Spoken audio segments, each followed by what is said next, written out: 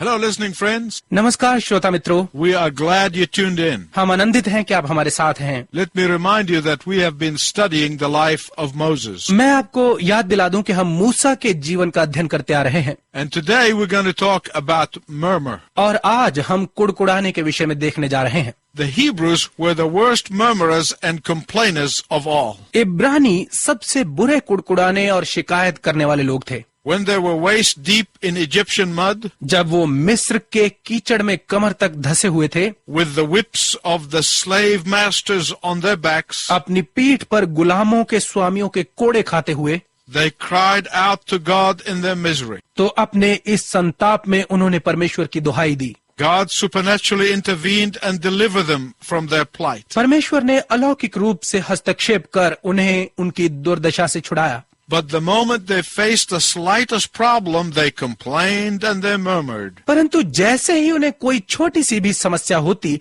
तो वो शिकायत करने और कुड़कुड़ाने लगते। In their ingratitude, they dismissed the great things that God had done for them. अपनी अकृतज्ञता के कारण वो उन महान अद्भुत कार्यों को खारिज कर देते जो परमेश्वर ने उनके लिए किए थे। If you turn with me to Exodus chapter 15, verses 22 to 16:21, you'll see what I mean. यदि आप मेरे साथ निर्गमन की पुस्तक 15 अध्याय के 22 पद से 16 अध्याय के 21 पद तक देखें तो आपको पता चल जाएगा कि मैं किस बारे में बात कर रहा हूँ। The first thing you'll notice about the attitude of God's people is that they were unreasonable, ungrateful, and unbelieving. परमेश्वर के लोगों के व्यवहार के विषय में पहली बात जो आप देखेंगे वो ये है कि वो हठी, अकृतज्ञ और अविश्वासी थे। Murmurers are always unreasonable. कुड़कुड़ाने वाले हमेशा हठी होते हैं। Many of them turned against Moses, उनमें से बहुत सारे मूसा के विरोधी बन गए, who was only a servant of God. जो कि केवल परमेश्वर का एक दास था। Murmurers are also ungrateful people. कुड़कुड़ाने वाले लोग अकृतज्ञ भी होते हैं। Many of them turned against Moses, उनमें से बहुत सारे उस मूसा के विरोध में खड़े हो गए, who did everything for their good, not for his own good. जिसने सब कुछ उनके भले के लिए किया था, ना कि अपने भले के लिए। Murmurers also are unbelievers. कुड़कुड़ाने वाले लोग अविश्वासी भी होते They हैं। failed to believe that God who opened the Red Sea could sustain them in the wilderness. वो ये विश्वास नहीं रख पाए कि वो परमेश्वर जिसने लाल समुद्र को 2 भाग कर दिया था वो उन्हें उजाड़ में भी जीवित रख सकता है। Let's look at these characteristics and see if we don't see ourselves in this picture. आइए इन विशिष्टताओं को देखें और देखें कि कहीं हम भी इस तस्वीर में तो नहीं हैं। Number one, murmurers are unreasonable. Number 1, कुड़कुड़ाने वाले लोग हठी होते हैं। In the very first message in this series, इस श्रृंखला के सबसे पहले संदेश में we saw that by faith Moses turned his back on the luxury and the wealth of the palace of Pharaoh. हमने देखा था कि मूसा ने विश्वास ही से फिरौन के महल के सुख विलास से मुंह फेर लिया। He did this in order to identify with the suffering of his people. ये उसने अपने लोगों के दुख के साथ पहचाने जाने के लिए किया।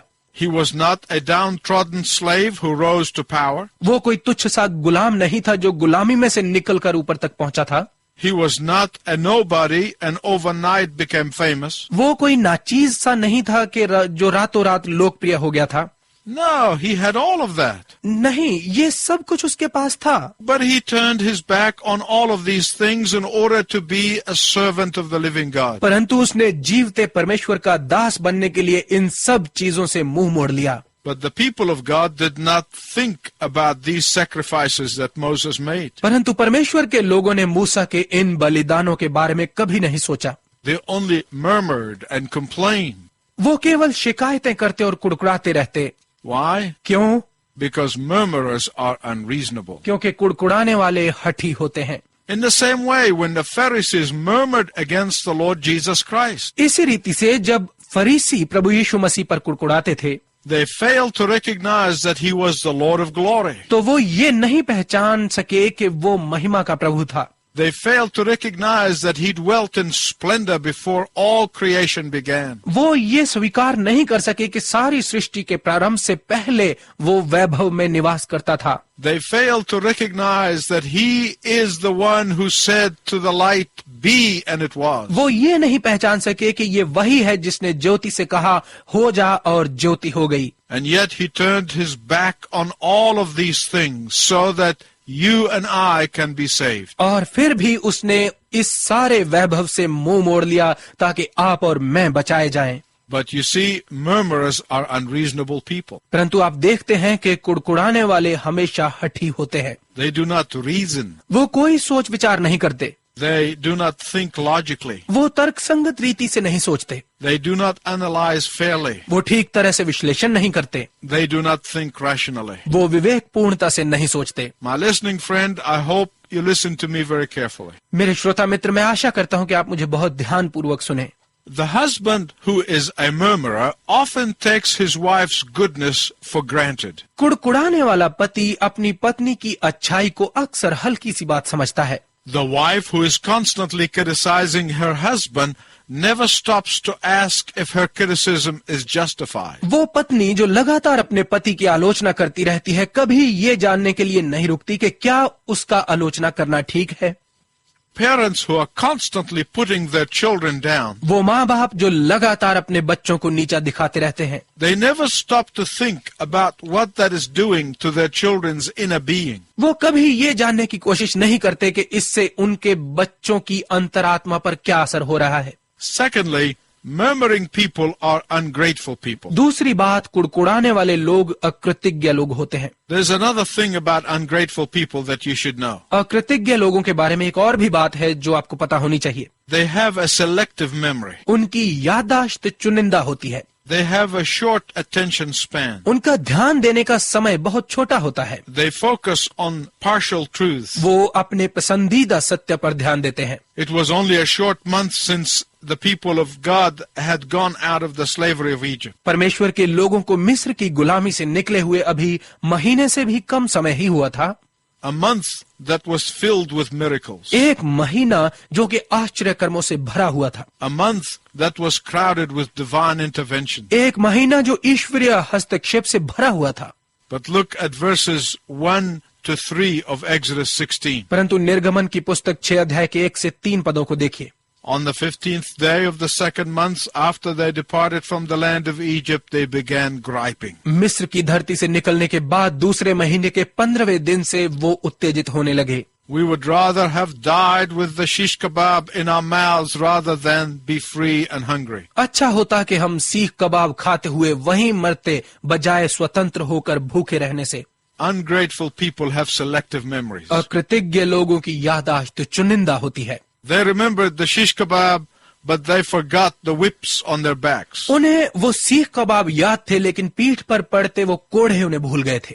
They remembered the garlic bread, but they had forgotten the marvelous deliverance of God's hand. उन्हें लहसुन की रोटियां याद थीं, परंतु परमेश्वर के हाथ से मिला अद्भुत छुटकारा उन्हें भूल गया था। I pray to God that not one single person who is hearing my voice today would be living in the sin of murmur. मेरी परमेश्वर से प्रार्थना है कि जो आज मेरी आवाज सुन रहे हैं उनमें से एक भी व्यक्ति कुड़कुड़ाने के पाप में जीवन न जिए। That you would develop the attitude of gratitude. कि आप में कृतज्ञता का व्यवहार पैदा हो। Because murmuring people are ungrateful people. क्योंकि कुड़कुड़ाने वाले लोग अकृतज्ञ लोग होते हैं। But I want to tell you that you can choose to be a murmurer and a complainer. परंतु मैं आपको बताना चाहता हूं कि आप कुड़कुड़ाने वाले और हमेशा शिकायत करते रहने वाले व्यक्ति बनना चुन सकते हैं। Or you can choose to be thankful believer. या फिर आप एक धन्यवादी विश्वासी बनना चुन सकते हैं। In Romans chapter 1 verses 21 to 23, Romeo की पत्री 1 अध्याय के 21 से 23 पदों में Paul tells us that ungratefulness causes moral decline. पौलुस हमें बताता है कि अकृतज्ञता नैतिक गिरावट को ले आती है। In 2 Timothy 3:1 and 2, दूसरा तिमोथियस की दूसरी पत्री उसका 3 अध्याय 1 और 2 पद में we are told that ingratitude is a sign of the end of time. हमें बताया जाता है कि अकृतज्ञता समय के अंत का चिन्ह है। God can be patient with ungrateful people. परमेश्वर अकृतज्ञ लोगों के साथ धैर्य रख सकता है। And he was patient with his people. और अपने लोगों के साथ वो धैर्यवान था। And he provided for them in every way. और उसने हर तरह से उनकी आवश्यकताएं पूर्ण की।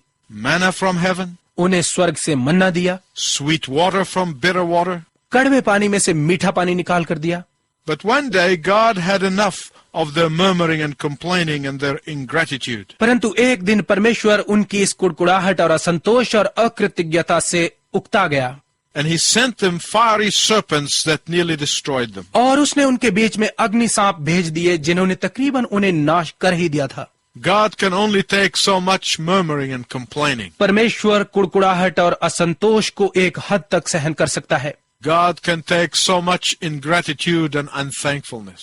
परमेश्वर एहसान फरामोशी और अकृतज्ञता को एक हद तक सहन कर सकता है। God can only take so much ignoring and being taken for granted. परमेश्वर अपनी उपेक्षा और उसे हल्का लिया जाना एक हद तक सहन कर सकता है। But one day he will say enough is enough. परंतु एक दिन वो कहेगा बस अब बहुत हो गया। My listening friends, please listen carefully. मेरे श्रोता मित्रों कृपया ध्यानपूर्वक सुनिए। When God blesses you and you are ungrateful and blatantly spend it all on yourself, जब परमेश्वर आपको आशीषित करता है और आप अकृतज्ञ बनकर सब कुछ अपने आप पर खर्च करते रहते हैं and you ignore the giver of your blessing, और आप अपने आशीषकर्ता की उपेक्षा करते हैं, one day God is going to say enough is enough. तो एक दिन परमेश्वर कहने वाला है बस अब बहुत हो गया। Murmurers are not only unreasonable, कुड़कुड़ाने वाले लोग केवल हठी ही नहीं होते, murmurers not only ungrateful, कुड़कुड़ाने वाले लोग केवल अकृतज्ञ ही नहीं होते, but thirdly, murmurers are also unfaithful. परंतु तीसरी बात कुड़कुड़ाने वाले विश्वासघाती भी होते हैं। What do I mean by that? इससे मेरा क्या अर्थ है? Let's look at the text. आइए वचन में देखते हैं। God sends spectacular fireworks in the Egyptian sky. परमेश्वर ने मिस्र के आसमान में शानदार आतिशबाजी दिखाई। There were 10 to be exact. सही कहें तो इनकी संख्या 10 थी। They watched and saw one plague after another while God was protecting them. वहां उन्होंने एक के बाद एक महामारी को देखा जबकि परमेश्वर उन्हें इससे बचा लेता था।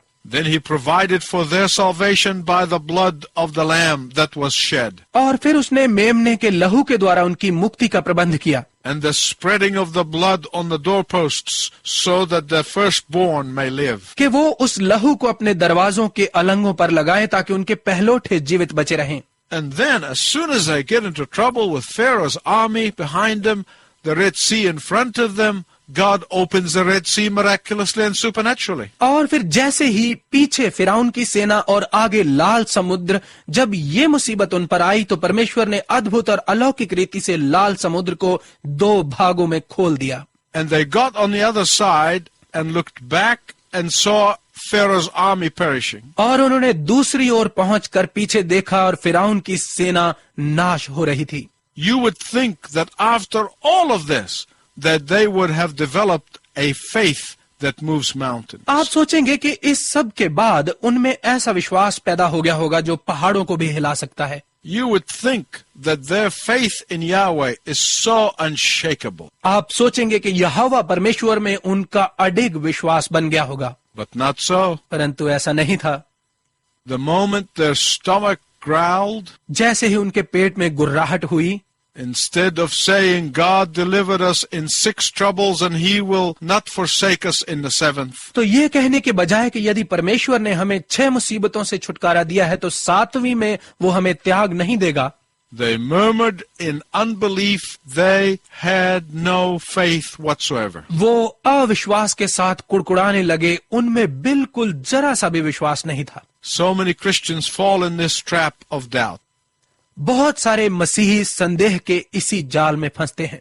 Doubt comes from the fact that you look into your circumstances and you leave God out of them. संदेह इस तथ्य से आता है कि आप अपनी परिस्थितियों को देखने लगते हैं और परमेश्वर को इनसे बाहर छोड़ देते हैं। I often tell people to sit down and write all of the great things that God has done for them in the past. मैं अक्सर लोगों से कहता हूं कि बैठकर उन सब बड़े कामों की एक सूची बनाएं जो परमेश्वर ने बीते समय में उनके लिए किए हैं। And then ask themselves the question, और फिर अपने आप से ये प्रश्न पूछिए why would God leave you now? कि परमेश्वर अब आपको क्यों छोड़ेगा? Why will God forsake you now? परमेश्वर अब आपको क्यों त्यागेगा? Why will God abandon you now? परमेश्वर अब आपका परित्याग क्यों करेगा? The Apostle Paul said, प्रेरित पौलुस कहता है, He who gave his only son, shall he not give us all things for our enjoyment? वो जिसने अपना इकलौता पुत्र दे दिया, क्या वो हमें हमारे आनंद के सब पदार्थ भी नहीं देगा? The God who saved me from hell and damnation Will he not take care of my daily needs? वो परमेश्वर जिसने मुझे दंड और नर्क से बचाया, क्या वो मेरी प्रतिदिन की आवश्यकताओं को पूरा नहीं करेगा? By contrast, I want you to look at Jesus in the wilderness. तुलना करते हुए अब उजाड़ में यीशु को देखिए।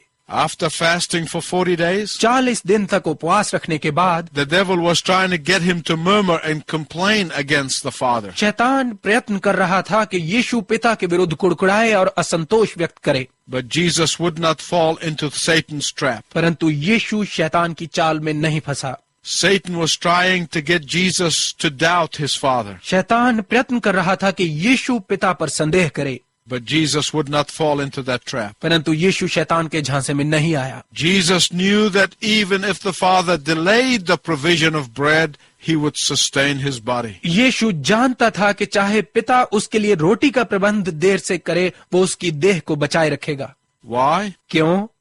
Because he trusted his Father's provision. क्योंकि उसे अपने पिता के प्रबंध पर पूरा भरोसा था। Because he would not doubt his Father's care. क्योंकि वो अपने पिता की उसके लिए चिंता पर संदेह नहीं कर सकता था। He would not lose faith in his Father's purpose for him. उसने अपने पिता के उसके लिए उद्देश्य में से विश्वास नहीं खोया। The one thing that believers need to learn over and over again is this. एक बात जो विश्वासियों को बार बार सीखने की आवश्यकता है वो ये है, God's delay is not God's denial. परमेश्वर की देरी परमेश्वर का इनकार नहीं होता। My listening friend, let me ask you this. मेरे श्रोता मित्र, मैं आपसे ये पूछना चाहता हूँ, Has God delayed your healing? क्या परमेश्वर आपको चंगाई देने में देर कर रहा है? Keep on trusting him. उस पर भरोसा रखिए। Has God delayed your deliverance? क्या परमेश्वर आपके छुटकारे में देर कर रहा है? Keep on trusting him. उस पर भरोसा रखिए। Has God delayed his provision for you? क्या परमेश्वर आपके लिए प्रावधान में देर कर रहा है? Keep on trusting him. उस पर भरोसा रखिए। Has God delayed his blessing? क्या परमेश्वर अपनी आशीष में देर कर रहा है? Keep on trusting him. उस पर भरोसा रखिए। His delay is not his denial. उसकी देरी उसका इनकार नहीं है। The one who parted the Red Sea वो जिसने लाल समुद्र को दो भाग कर दिया, is able to send daily manna from heaven. वो स्वर्ग से प्रतिदिन का मन्ना भेजने में भी सामर्थ्य है। The one who saved the firstborn वो जिसने पहलोठों को बचाया, is able to use a piece of wood to sweeten the bitter waters of life. वो एक लकड़ी के टुकड़े के प्रयोग से जीवन के कड़वे जल को मीठा करने में सामर्थ्य है। The one who provided them with the pillar of fire at night and the cloud by day वो जिसने उनके लिए दिन में बादल और रात में आग के खंभे का प्रबंध किया, will care for all of your needs. वो आपकी सब आवश्यकताओं की चिंता करता है।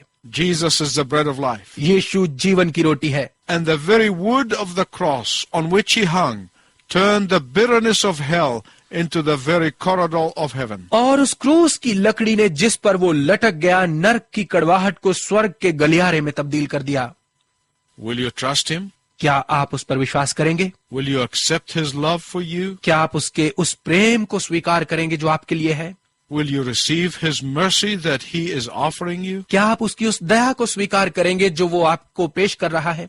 Will you trust him for your salvation today? क्या आप अपने उद्धार के लिए आज उस पर विश्वास करेंगे? It is our prayer that you would say yes. हमारी यही प्रार्थना है कि आपका उत्तर हाँ में हो। Until next time, I wish you God's richest blessing. अगले समय तक मैं आपके लिए परमेश्वर की उत्तम आशीष की कामना करता हूँ।